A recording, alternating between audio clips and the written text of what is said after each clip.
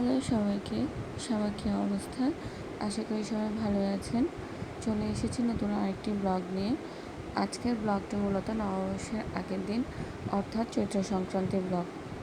ভিডিওটি মূলত ঈদের পর করার কারণে রাস্তাঘাট অনেকটাই ফাঁকা।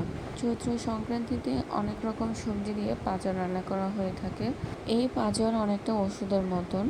এই পাঁচন মূলত রান্না করা হয় কাঁচা কাঁঠাল, কাঁচা পেঁপে, টমেটো, মিষ্টি কুমড়ো সহ বিভিন্ন ধরনের সবজি ইউজ করে। এই চৈত্র সংক্রান্তির বাজারটি মূলত বসে চট্টগ্রামের টেরিবাজার সংলগ্ন হাজারী লেনে।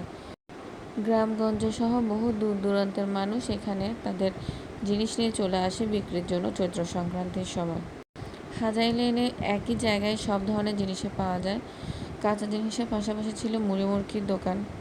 এই মুড়ি মুড়কি ছাড়া বাঙালি নববর্ষ অসম্পূর্ণ, কারণ চৈত্র সংক্রান্তির দিন সকালে বাঙালিরা এই মুড়ি মুড়কি দিয়েই তাদের সকালের খাবার খায়। পাঁচুরা বাজারের পাশাপাশি সবাই নববর্ষ উপলক্ষে পুজোর সামগ্রী এবং পঞ্জিকাও কিনছিল। এই জিনিসটির নাম আমার জানা নেই, আপনাদের জানা থাকলে অবশ্যই কমেন্ট করে জানাবেন। এর ভিতরের অংশ গুঁড়ো করে এবং হলুদ এবং নিম পাতার সাথে মিশিয়ে চৈত্র সংক্রান্তির দিন সকালে স্নান করা হয়।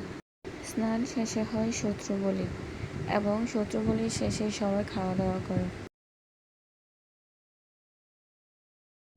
চৈত্র সংক্রান্তির দিন বাঙালিরা সকালে মুড়ি মুড়কি, খই, চিড়া মুড়ি খেয়ে থাকে।